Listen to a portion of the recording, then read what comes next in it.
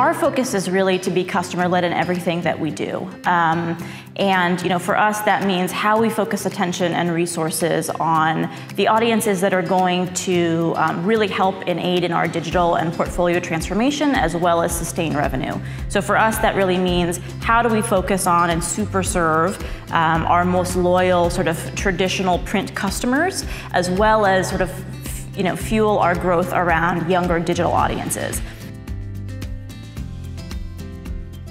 We got feedback, that customers felt like it was not particularly easy to find where to perform account-related transactions online, for example. And a lot of our subscribers actually weren't aware of the full breadth of benefits that we gave them as part of their subscription. So as a result of that, we overhauled our subscriber communications as well as our onboarding series. And this has really been a focus on how we can get people to do a lot more self-service transactions online, whether that's to pay a bill, or perhaps it's to place a temporary vacation hold if you're going out of town for your print paper for the traditional audience. So we've focused a lot on that. And the good news there is that since we've implemented these new communications, we've seen an 11% year-over-year increase in self-service, which not only reduces customer effort, but it also reduces costs in terms of the call center. We've also seen a huge increase in the number of people signing up for our newsletters. And the good story there is that we know that newsletter subscribers have spend 125% more time on the site than those who don't. And so that's a big win for us. On the digital side, we've heard a lot from customers about our ad and autoplay video sort of experience and how it sort of detracts from the content experience that they're trying to have.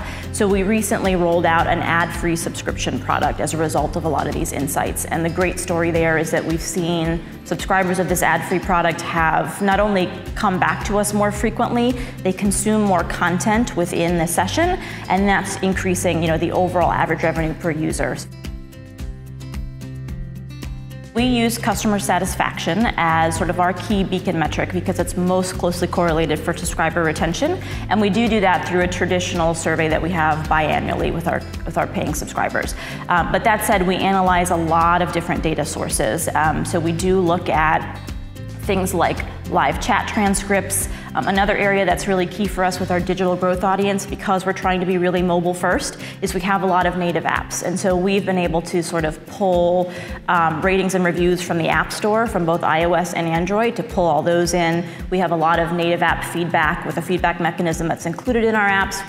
We look at things like email responses, and we also look at a lot of sort of behavioral data outside of traditional surveys to really tell us how we're doing in terms of the overall customer experience.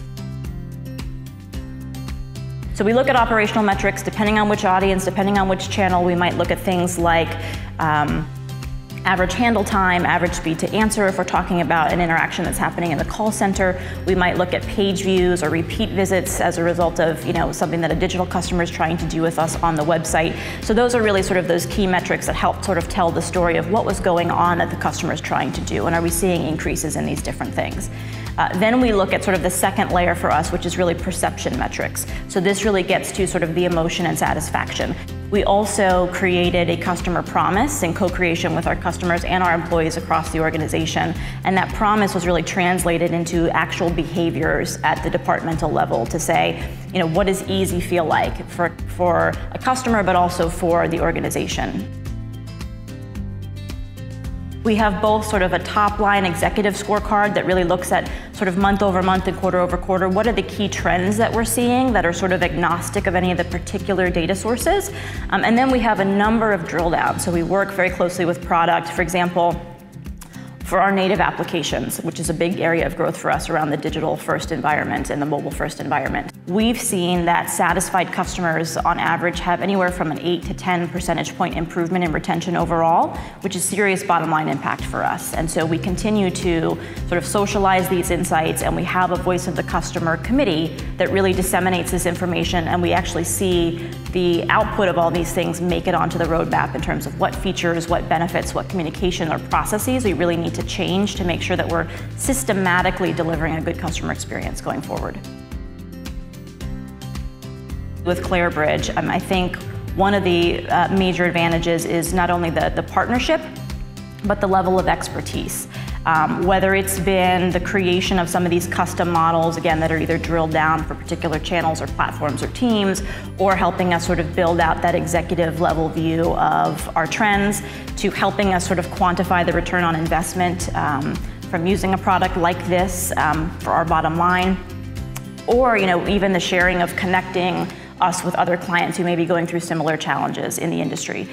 Throughout the whole thing, I think Clarabridge has been a great partner in our success, and really believe that they're only as successful as we are successful.